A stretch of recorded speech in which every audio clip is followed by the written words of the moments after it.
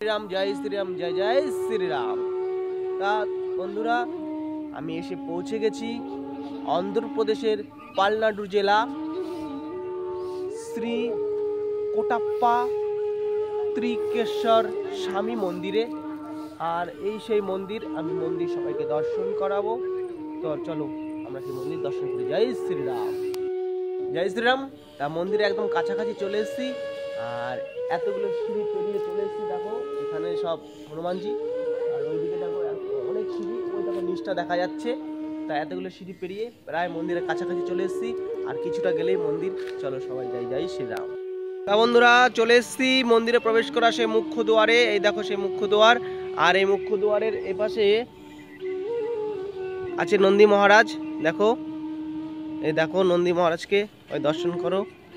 দেখো বিরাট মূর্তি নন্দী মহারাজের, এই দেখো বিরাট মূর্তি নন্দী মহারাজের, বিরাট। দেখো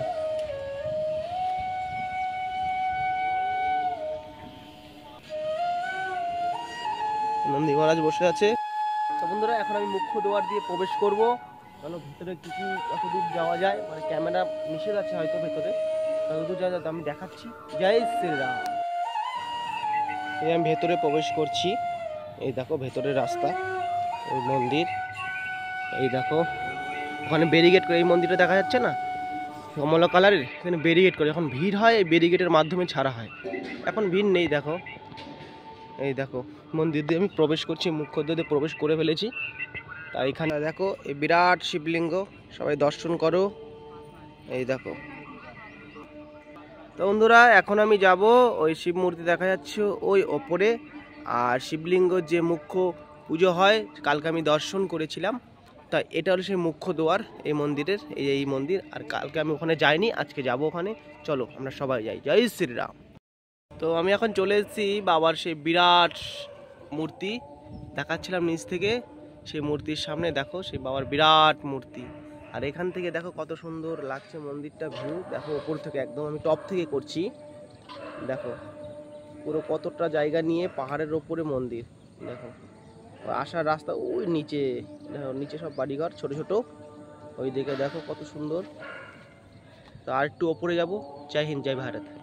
এটা হচ্ছে দক্ষিণ ভারতের নিয়ম। দেখো সিঁড়িতে সব হলুদ চুনা। তারপরে বন্ধুরা, এই মন্দির দর্শন করে আমি আবার পদযাত্রা শুরু করে দিয়েছি। আমাদের প্রথম জ্যোতির্লিঙ্গ মল্লিকার্জুন জ্যোতির্লিঙ্গ, সেই মল্লিকার্জুন জ্যোতির্লিঙ্গ যাওয়ার রওনা হয়ে গেছি আমরা। তা বন্ধুরা, এখন আমি দেখো এই মন্দিরের যে সিঁড়ি বাদ দিয়ে যে আরেকটা রোড আছে, এখান থেকে গাড়ি ওঠে, সেই রোড দিয়ে পদযাত্রা করছি। আর রোডের পাশে দেখো, পাশে পুরো দেখো নিচটা দেখো পুরো খাদ, আর এই দিকটা দেখো, এই দিকটা পুরো পাহাড়। তা পুরো একদম দুই সাইডে পাহাড়, এই দিকটা পাহাড়ের খাদ, আর এই পাশটা উপরের পাহাড়। তো প্রায় ঢালু রাস্তা, ঠিক আছে। আর পেছনটা দেখো আঁকা পাকা পুরো, ঠিক আছে। এই রাস্তা দিয়ে আমরা এখন পদযাত্রা করছি। তো সামনেই দেখো গাড়ি আসছে। তা বন্ধুরা, আবার তাহলে দেখা হবে শ্রীসালামে গিয়ে।